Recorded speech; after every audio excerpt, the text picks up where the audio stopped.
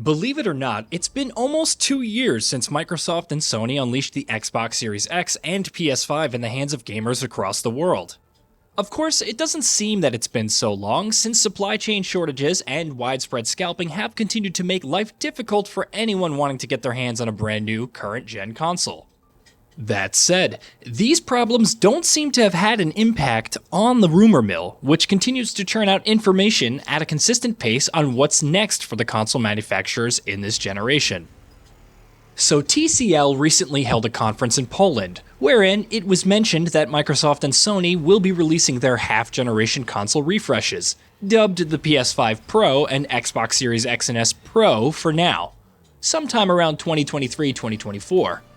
Apparently, these consoles will be capable of rendering games at a full 4K, at somewhere from 60 frames per second to 120 frames per second, thanks to an update to AMD's latest RDNA 3 graphics technology.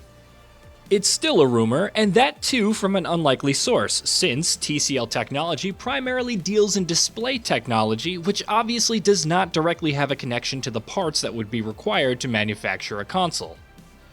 Though to counter that point, the company could also be preparing to manufacture displays that work best with supposed upcoming consoles. Or it could just be a flat-out assumption. Either way, that got us thinking, do we really need a PS5 Pro and Xbox Series X Pro this generation? Unsurprisingly, the question gives rise to even more questions, and it requires us to briefly look at the situation of the market a handful of years ago versus right now. The PS4 Pro was released all the way back in 2016, and Xbox One X was released shortly after in 2017. The two hardware refreshes provided substantial upgrades to the playing experience, especially the Xbox One X, since the launch Xbox One would really struggle to hold its own in multi-platform games, which almost unanimously ran smoother and at a higher resolution on PS4. At the time, finding an Xbox One or a PS4 was pretty easy, since they were relatively easy to purchase.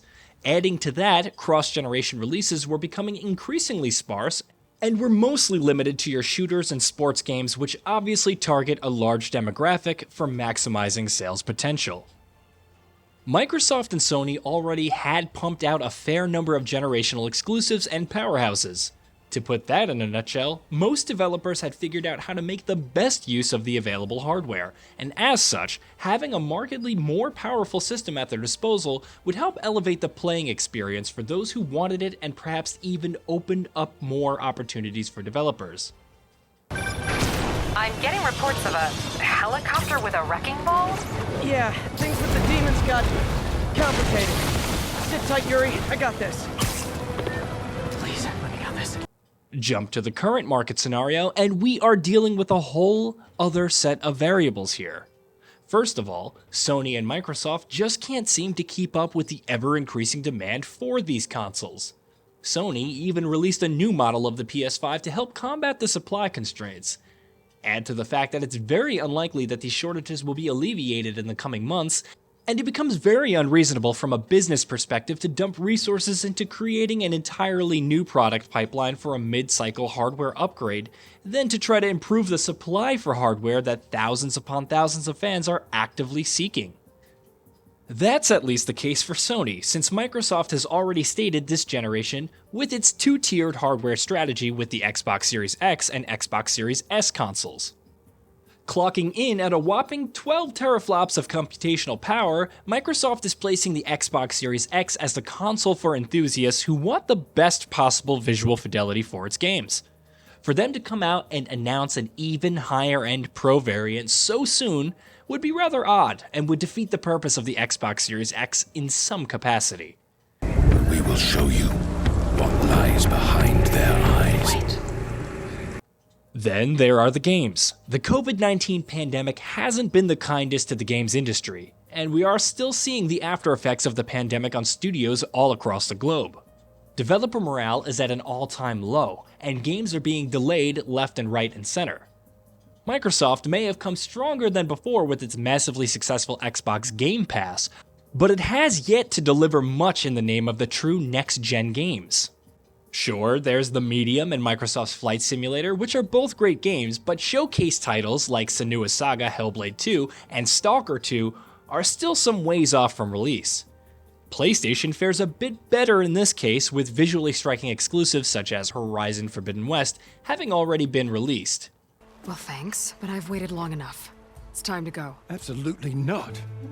This embassy depends on diligent adherence to... You shall not! Keep telling yourself that. But even so, most would agree that we are yet to see the full extent to which the new hardware is capable of. The last generation of consoles is yet to be completely phased out, since most third-party developers are still choosing to release games on last-gen consoles as well. Between this and the fact that the upgraded consoles will reportedly target the same 4K output resolution as the base consoles, it doesn't make much sense to release a newly hardware upgraded console. More so, at this very early stage. Another factor that needs to be brought to light is how software support has panned out for the upgraded consoles for the last generation. The PS4 Pro and Xbox One X are significantly more powerful than their base variants, but the support of those machines is dictated by the support for their base variants. Basically, if a game doesn't run on PS4, it won't run on PS4 Pro, even though it may technically be possible for it to run on the significantly more powerful hardware. While this isn't surprising by any means, since mid-life upgrades have always worked this way, it does somewhat diminish the value proposition for an end consumer. If a PS5 Pro or Xbox Series X Pro were to work in a similar fashion, which they most likely would, very few customers might spring up the extra cash for what is essentially a slightly better visuals and performance. To conclude, do we need a PS5 Pro or Xbox Series X right now? Probably not. But will we need a PS5 Pro or Xbox Series X Pro later on in this generation? Well, that's hard to say since we don't know how long shortages will last and just how much untapped potential lies in the base consoles. Once these two situations become clear, it would become easy to understand whether we actually need to upgrade our consoles or not. As for the rumor mill, it doesn't seem that will stop anytime soon. And while the TCL Technology conference that started this whole conversation might be false or just an assumption for all it's worth, releasing upgraded consoles so soon in this scenario doesn't seem viable for a whole host of different reasons. Did you know? We at GamingBolt upload new videos every day. Stick around, drop a like, subscribe, and let us know what kind of content you'd like to see in the future with a comment below.